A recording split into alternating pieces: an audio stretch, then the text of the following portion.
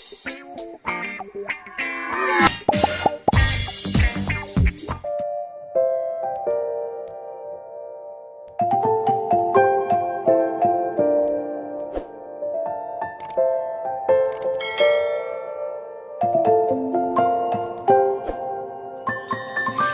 many places still undiscovered, but you're stuck in a blast of yesteryear.